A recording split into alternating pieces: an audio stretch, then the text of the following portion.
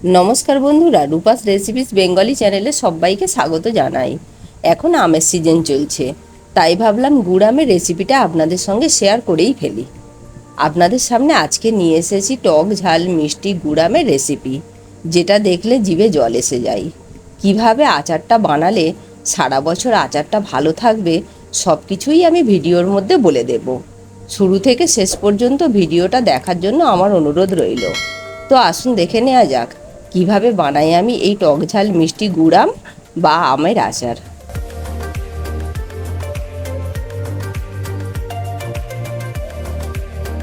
প্রথমে আমি এখানে 3 কেজি আম নিয়েছি। আমগুলোকে খোলা ছাড়িয়ে কেটে নেব। আমগুলো কাটা হয়ে গেছে। এতে লবণ মাখিয়ে সারাদিন একটা গোটা রোদ খাইয়ে নেব, যাতে আচারটা সারা বছর ভালো থাকে। প্রায় 6 থেকে 7 ঘন্টা রোদ খাইয়ে নেব। রোদ খাওয়ানো হয়ে গেছে, এবার আচারটা তৈরি করে নেব। তার জন্য প্রথমে মশলাটা বানিয়ে নিচ্ছি। একটা কড়া গরম করে তার ওপর নিয়ে নিলাম 1 চামচ মৌরি ও 1 চামচ জিরা। এটিকে কাঠখোলায় ভেজে নেব। ভাজা হয়ে গেছে, মশলাটা গুঁড়া করে নিচ্ছি।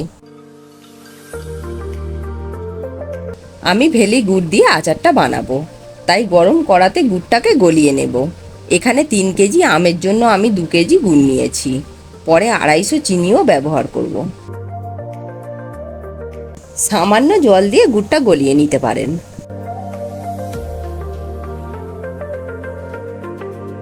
এক সাইডে গুড়টা গলছে, অন্যদিকে আচারটা তৈরির জন্য গরম কড়াতে নিয়ে নিলাম কিছুটা সরষের তেল।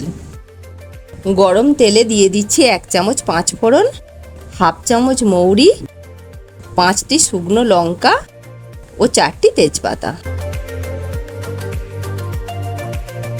একটু নেড়ে এর ওপর রোদে দেওয়া আমটা তুলে দিয়ে প্রায় মিনিট 3 ভেজে নেব।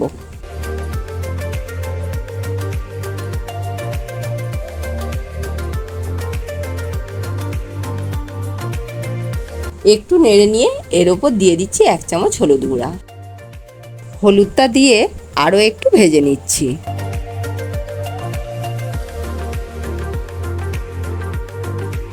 এর মধ্যে 1 চামচ বিট লবণ অ্যাড করে দিলাম।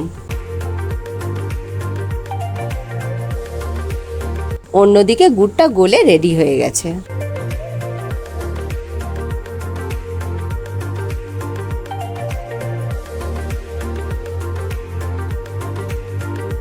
এবার ভাজা আমের উপর গুড়টা ঢেলে দিলাম।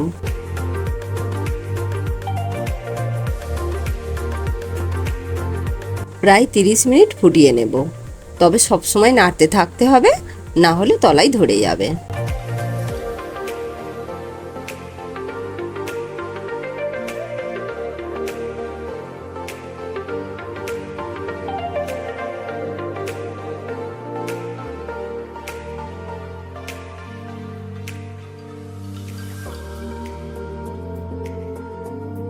এর মধ্যে নিয়ে নিলাম 250 গ্রাম চিনি, তবে মিষ্টিটা আমের টক অনুযায়ী ব্যবহার করবেন।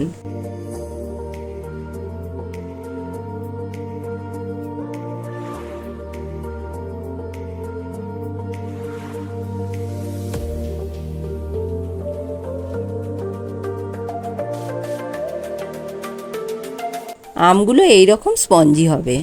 রোদে দেওয়ার জন্য আমগুলো একটিও ছেড়ে যায়নি।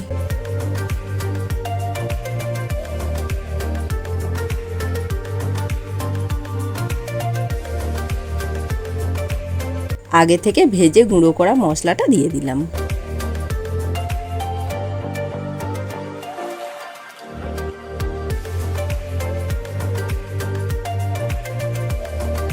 যখন গুড়টা এরকম চটচটে ভাব এসে যাবে, তখন জানবেন আম গুড়টা রেডি হয়ে গেছে। গ্যাসটা অফ করে এবার এটিকে ঠান্ডা করার জন্য রেখে দেব। ঠান্ডা হয়ে গেছে। ঠান্ডা হয়ে গেলে এই রকম একটা কালার চলে আসবে।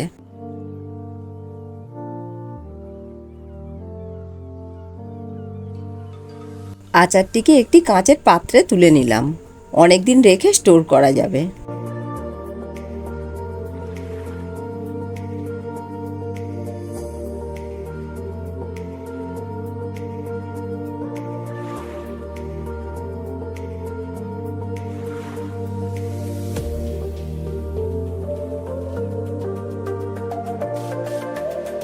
এই আমগুড় বা আমের আচারের রেসিপিটা আপনাদের ভালো লাগলে ভিডিওটিকে অবশ্যই লাইক, কমেন্ট, শেয়ার করবেন।